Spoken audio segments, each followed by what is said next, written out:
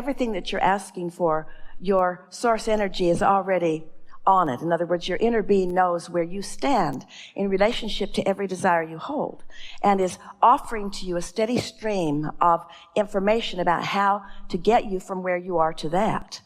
But the reason we call it the path of least resistance, it's your path of least resistance, because you have all kinds of beliefs and things, and so your inner being just keeps saying, well, given where you are and given what you want, now do this. Now given where you are and what you want, how about this? Now given where you are and what you want, how about this? And there are so many factors, like you want information and you want clarity and you want fun and you want insight, and there are so many factors that your life has helped you to realize that you want, and your inner being factors every one of those in. So when you get tuned into who you are and you follow those impulses, then not only do you get to where you want to be over and over and over again, but you have a really wonderful time along the way to it.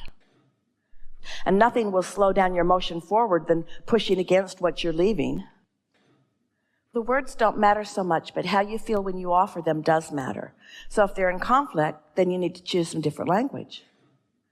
Because pushing against what you don't want won't get you to what you do want. You don't have to fight for anything. Your fighting slows you down. But there's a big population of the world that believes in fighting, and so it's easy for you to pick it up. But when you're pushing against something, you are not moving toward what you want. You've just got to pick the direction you want to go and be more steady about going in that direction. What humans do is that life shows you what you don't want, which helps you to know what you do want. And instead of just turning toward what you do want and talking about why you want it and looking for the positive aspects of being there, because they don't believe they can have it, and then they justify wanting that by expressing how bad the other is. That's what rebelliousness is. It's pushing against making a strong statement of all the things you don't want. But in a law of attraction-based universe, you're just clogging up your point of attraction. In a law of attraction-based universe, there's no exclusion. There is no rebellion. There is no pushing against. There is only attraction. So when you see something that you want and say yes to it, you include it in your vibration. When you see something you don't want and shout no at it, you include it in your vibration. And all the stuff you're shouting no at is keeping you from the yes side of it. And you feel it in the form of emotion that feels like disappointment or disapproval or powerlessness or. We've been talking about these things for a long time, and it's a way of going about it. When you know what you don't want, you know what you do want, and you do have the ability to start a day out by thinking about the I want side of an equation and practicing it until it gets a foothold, until it becomes a habit of thought. A belief is just a thought you continue to think. If you desire something and believe it, there's no split energy, so it happens quickly. If you desire something and you doubt it, there's split energy, and so it doesn't happen quickly or maybe ever. And so the key is to get your energy going toward what you want. And so there are all kinds of processes that we've offered, pivoting when you know what you don't want, talk about what you do want instead, and so forth. But there is a faster way. And the faster way includes understanding how the whole thing works. And this is how the whole thing works. What you offer vibrationally is what is available to you. It's what impulses come to you. It's what your path is about. And so if you could just know that there's all this awareness of what you want, an awareness of where you are in relationship to it, and guidance about the path of least resistance to help you to be there, that's available to you all the time. But you've got to tune to the frequency so that you can hear it.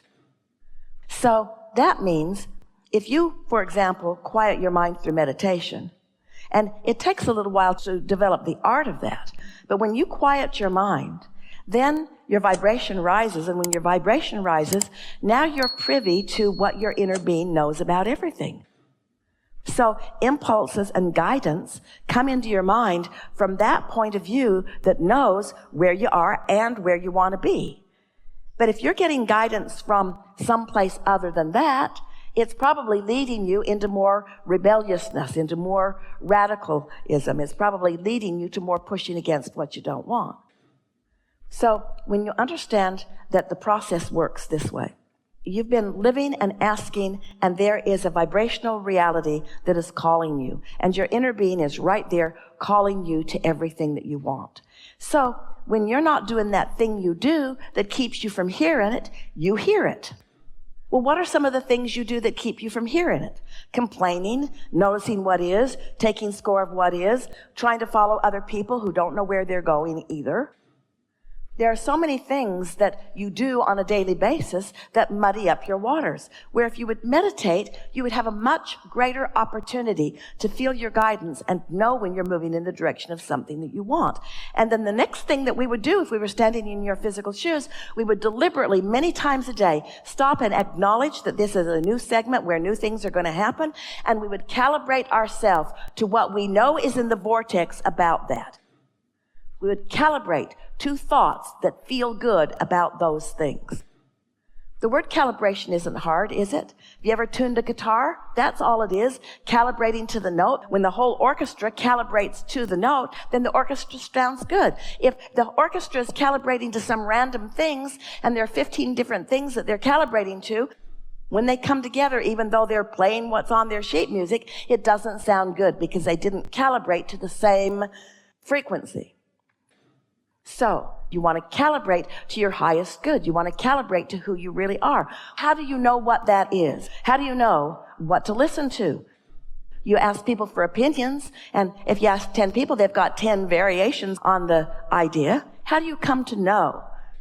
Well, you've tuned yourself, and you know what the feeling of happy feels like. And you've tuned yourself, and you know what the feeling of clarity feels like. And so then you just tune on purpose, and then you just pay attention to the impulses that you get. And after a little while, you begin to notice that I was feeling this way and this unfolded. And I was feeling this way and this unfolded. And after a little while, you have developed a relationship with your inner being, with your own guidance system that you can trust. It will never let you down.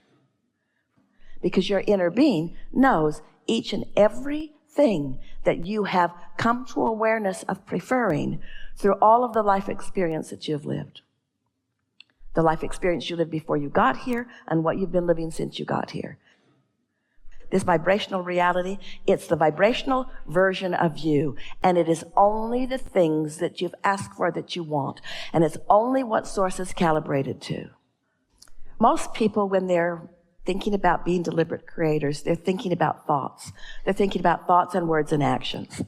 Well, we understand that because every emotion you feel is about the mixture of thoughts. Here's the best way of explaining it to you. Your inner being has been around you always, and your inner being knows who you are and what you want and is keenly calibrated to that. And the words that it would take to describe any one of your vortices and the precision with which you have built it over your life experiences would take longer than this lifetime would afford you if you were to hear it in words. In other words, there's so much culmination of so much becoming that you have been living. But your inner being is tuned to it and aware of you. So now, here you are out in the world. Maybe in that bubble that we described, maybe you just went off half-cocked, got out of bed, you're mad at everybody, and off you went. But anyway, you're out in the world. So your inner being is aware of where you are and every encounter you have.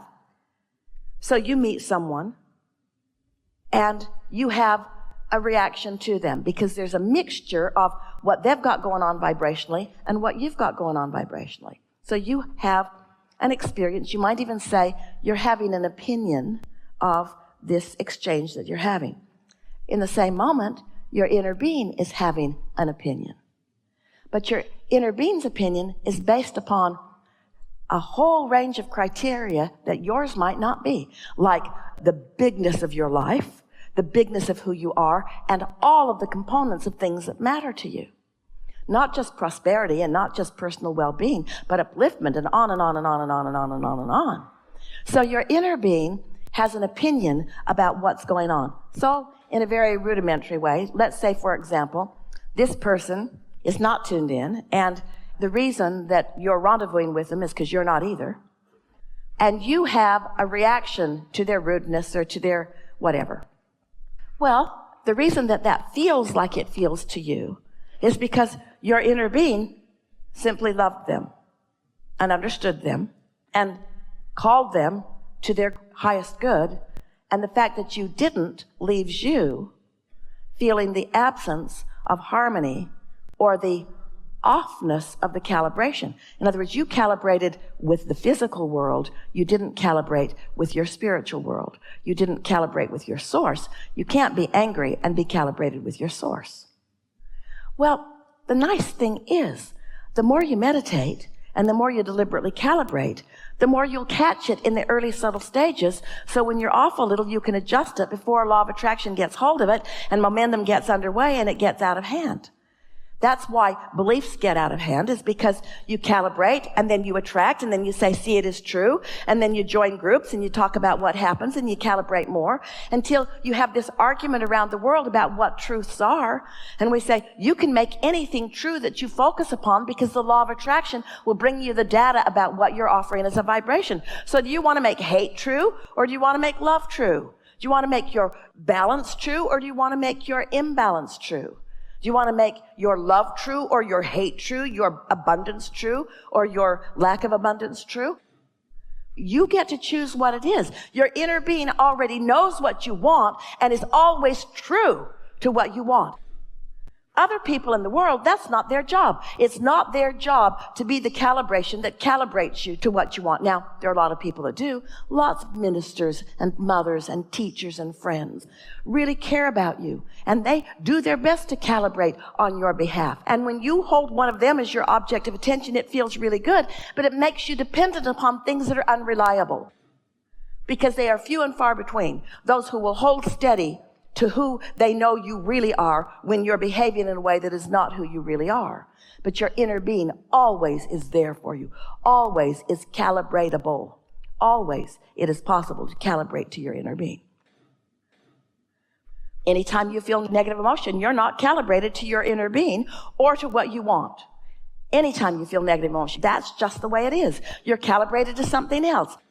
You're calibrated to your rebelliousness. You're calibrated to what's wrong in the world. You're calibrated to what's wrong in this moment. And most of all, you're calibrated away from who you really are. So you're not replenishing, you're deplenishing. You're not in sync with who you are. You're not in the receiving mode, so good ideas can't flow.